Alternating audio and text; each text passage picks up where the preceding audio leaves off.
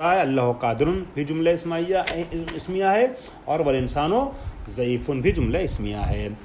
یا دوسری مثال احسن زید الی عمر فکفر باحسانہ. یہاں پہ واو جو ہے وہ میری کتاب میں جو ہے وہ ایکسٹرا ہے, اشتباہ چاپی ہے, اگر آپ کے ہوں تو اس کو بھی کاٹ دیجیے گا آپ بھی, کہ احسن زید الی عمر فکفر باحسانہ.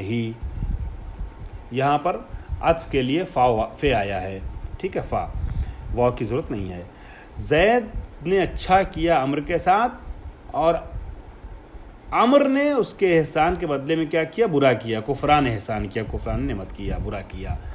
تو یہاں پر کفرا جو جملہ ہے جملہ فعلیہ وہ عطف ہوا ہے احسنہ پر, جملہ فعلیہ پر. وَيَجُوزُ الْاخْتِلَافُ, جب انہوں نے یحسنو کہہ دیا تھا وہیں سے یہ بات سمجھ میں آ گئی تھی جو اب فرما رہے ہیں, اس کی وضاحت کر رہے ہیں یا تصریح کر رہے ہیں کہ ان کا اختلاف بھی جائز ہے, یعنی ایک اسمیہ اور ایک فعلیہ ہو, جس کی مثال قرآن میں یخادعون اللہ وہو خادعہم, یہ اللہ کو دھوکہ دیتے ہیں یا ہمارے اعتبار سے دھوکہ دینے کی کوشش کرتے ہیں اور اللہ ان کو دھوکہ دیتا ہے, ان کو ان کے مکر کے جال میں پھنسا دیتا ہے. تو یخادعون اللہ پر عطف کیا ہے ہوا خادعہم پر جو جملہ اسمیہ ہے, اسمیہ کو فعلیہ پر, ٹھیک ہے. پھر فرماتے ہیں لا يجوز العطف الا علی معمول عامل واحد. اگر آپ دو لفظ کو عطف کر رہے ہیں, ٹھیک ہے, اور پہلے ایک ہی عامل گزرا ہے, ٹھیک ہے, تو ایک عامل کے دو معمول پہ آپ دو معمول کو عطف کر سکتے ہیں, ٹھیک. مثال سے بات واضح ہوگی. فرما رہے ہیں لا يجوز العطف, عطف جائز نہیں ہے الا علی معمول واحد, دو عامل کا معمول نہ ہو الگ الگ کہ جس پر آپ دو چیزوں کو عطف کر رہے ہیں. فرماتے ہیں لا يجوز العطف, جائز نہیں عطف کرنا, الا مگر کس چیز پر, علی معمول عامل واحدین, مگر یہ کہ ایک عامل کے معمول پر. جیسے کانا زید قائما و عمر جالسا میں آپ نے عمر جالسا کو واو کے ذریعے سے عطف کیا ہے زید قائما پر, چاہے زیدن ہو یا قائمن ہو, یہ دونوں عامل ہیں, ان دونوں کا عامل کون ہے, کانا ہے. تو کانا جو ایک عامل ہے, عامل واحد ہے, اس کے معمول پر آپ عطف کر سکتے ہیں. اس طریقے سے عطف کرنا جائز ہے اور صحیح ہے, ٹھیک ہے. اب ہماری بحث, اب ہمارا مرحلہ پہنچتا ہے تمرین تک. میں عرض کروں تمرین کے بغیر مبادئ العربیہ کی کتاب جو ہے وہ اس کے پڑھنے کا وہ فائدہ نہیں ہے کہ جو تمرین کے ساتھ ہے. تمرین کی کتاب مانی جاتی ہے, بہت اہم ہے, اسی لیے درسی کتاب کے طور سے اور اس سے بڑی اور بہتر کتابوں کے رہنے کے باوجود اس کو پریفرڈ کیا جاتا ہے. کیوں؟ اس لیے کہ اس کی تمرین بہت اہم ہے. تمرین میں ہوتا کیا ہے, متن ہے استاد کا حصہ, استاد اس کی وضاحت کرے. تمرین ہے شاگرد کا حق, شاگرد کو پڑھنا چاہیے اور اس کو واضح کرنا چاہیے. اب فرض بنتا ہے استاد کا کہ کلاس میں اس کو دیکھے کہ ساری تمرینیں نہ صحیح مگر اکثر تمرینیں یا کچھ تمرینوں کو وہ چیک کرے.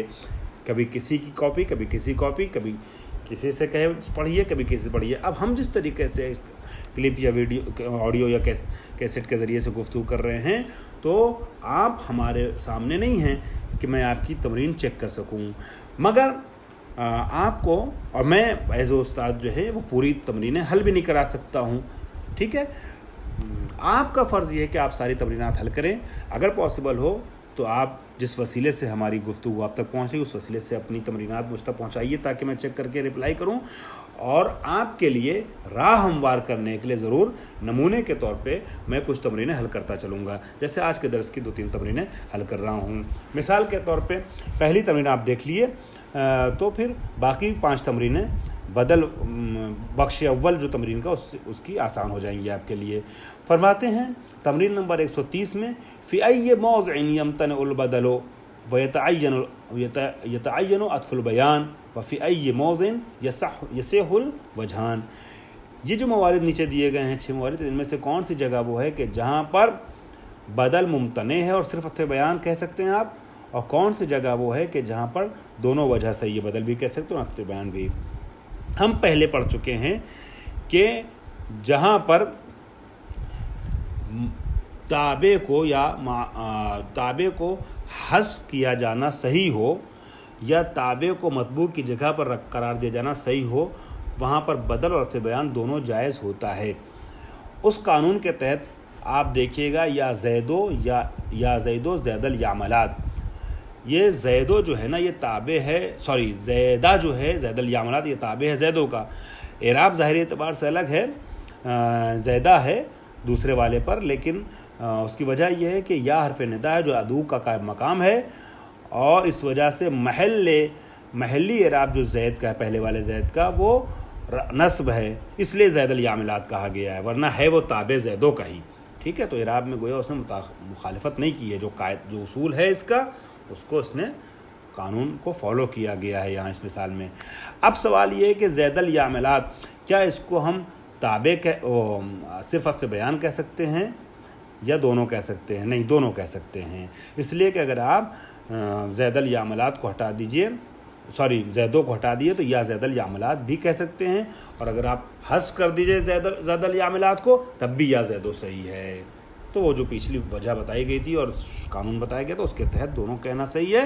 تو وجہ یہ والا مورد آ جائے گا کہ فی ای موزن یصح الوجہان، دونوں وجہ. باقی اسی طریقے سے آپ اس قانون کے تحت آپ آگے پرکھتے رہیے. ٹھیک ہے، اب آئیے تمرین نمبر 131 میں. تمرین نمبر 31 میں بھی ایک دو مثال میں دے رہا ہوں، پھر آپ کے ہاتھ ایک پرکھ لگ جائے گی، اس کے تحت آپ باقی تمرینات کو بھی تول لیجئے گا اس کے اوپر. کہتے ہیں ضع حرف العطف فی محل المفرغ لہو وضع المعطوف فی الحالۃ التی یستحقها. آپ حرف عطف کو قرار دیجئے خالی جگہ پر اور معطوف کو اس حالت میں رکھیے جیسے اسے ہونا چاہیے اس جگہ پر، اس کیفیت کے ساتھ. جیسے انا راضٍ عنکا ہے، اب یہاں خالی جگہ پر آپ کو حرف عطف رکھنا، مثلا آپ نے واو رکھا تو وہ ابوکا نہیں کہہ سکتے آپ. کیوں ابوکا نہیں کہہ سکتے؟ اس لیے کہ عنکا ضمیر مجروری پر عطف کر رہے ہیں آپ، تو نہ ابوکا کہہ سکتے نہ ابیکا کہہ سکتے. مجرور پر عطف کریں گے تو ابیکا ہوگا، لیکن ابھی ہم نے پڑھا ہے پچھلے صفحے پر کہ جب ضمیر مجروری پر عطف کرتے ہیں تو حرف جر کو تکرار کرتے ہیں، تو یہ ہو جائے گا وَأَن. ادھر بھی آئے گا وَأَن. اب ان کی وجہ سے ابوکا بدل کے ابیکا ہو جائے گا، یعنی انا راضٍ عنکا وَأَنَا ابیکا. پھر اگلی مثال آپ دیکھ لیجئے تو وہاں پر بھی رحمن اللہ، ٹھیک ہے، رحمنا پہ عطف ہو رہا ہے، ضمیر منصوبی ہے، یہ اگرچہ متصل ہے لیکن چونکہ ضمیر منصوبی ہے لہٰذا فرماتے ہیں کہ یہاں پر آپ عطف جب آپ کریں گے تو والمؤمنین، واو حرف عطف رکھیں گے آپ، والمؤمنین کر دیں گے. چونکہ یہ ضمیر منصوبی ہے لہٰذا جب اس پر عطف کریں گے تو مومنون کا اعراب بدل جائے گا اور ہو جائے گا رحمن اللہ. چونکہ فاعل رحمانہ کا اللہ ہے تو نام مفعول منصوب ہے. ٹھیک ہے، اب اس پر آپ جب عطف کریں گے حرف عطف کے ذریعے سے، واو کے ذریعے، تو ہو جائے گا رحمن اللہ والمؤمنین.